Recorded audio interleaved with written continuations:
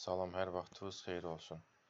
Mən Bərbər və bu mənim YouTube platforması üçün çəkəcəyim ilk videodur. Bu videoda mən deməli TradingView platformasının istifadə qaydasını, yəni bacardığım qədər ən sadə dillə sizlərə izah eləməyə çalışacağam. İlk öncə tradingview.com saytına daxil oluruq. Sayta daxil olduqdan sonra burada sağ tərəfdə, baxın burada qeydiyyatdan keçirik. İndi bunu necə qeydiyyatdan keçirilir də bunu göstərməyəcəm. Bu sadə elementar bir şeydir. Qeydiyyatdan keçirik. İlk öncə gəlin birinci aydınlaşdıraq ki, bu platforma TradingView kimə lazımdır və nəyə lazımdır. Dünyada olan professional traderlər, yəni hər hansı bir qrafik üzərində olan analizlərini məhz bu TradingView platforması üzərindən eləyir. TradingView üzərində hər hansı bir endeksin, hissə sənədinin, kriptonun qrafikini analiz edib və onun belə deyək, ümumi olaraq qrafikinə, qiymətlərinə baxa bilərik. İndi mən çalışacağam ki, daha çox kripto üzərindən gedək, çünki ətrafda olan insanlarımızın çoxu kripto ilə maraqlanır. İlk öncə burada axtarış yeri var. Baxın burada.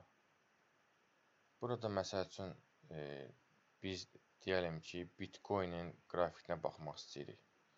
Baxın, yazırıq burada BTC və qarşısında USDT sözünü.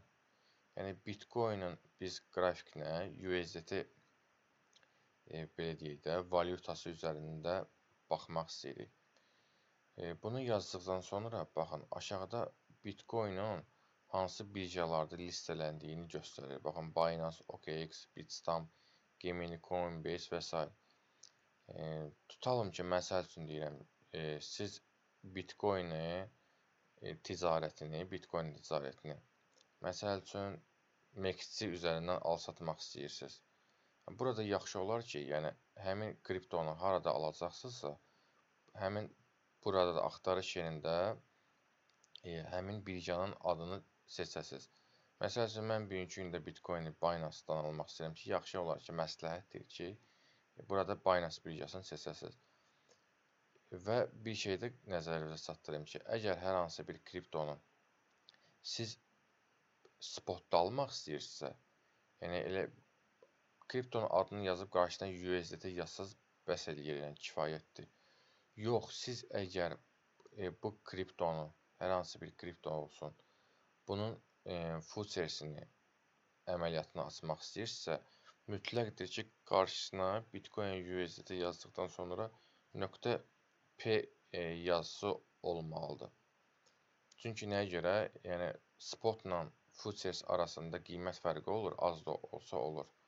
Ona görə də yəni spot və ya futures əməliyyatı açacaqsınızsa, yəni hansını açacaqsa burada onu da qeyd eləmək lazımdır.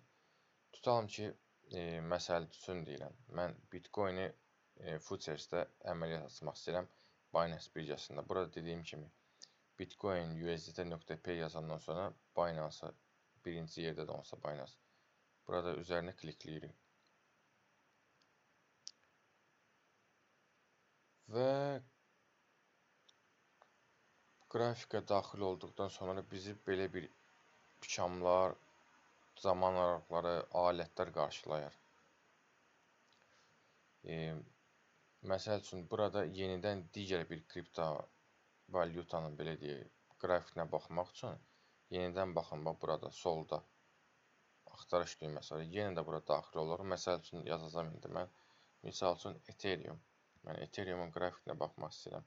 Spot üzərindən Binance birjasında. Bəli, Ethereum, Binance seçirəm.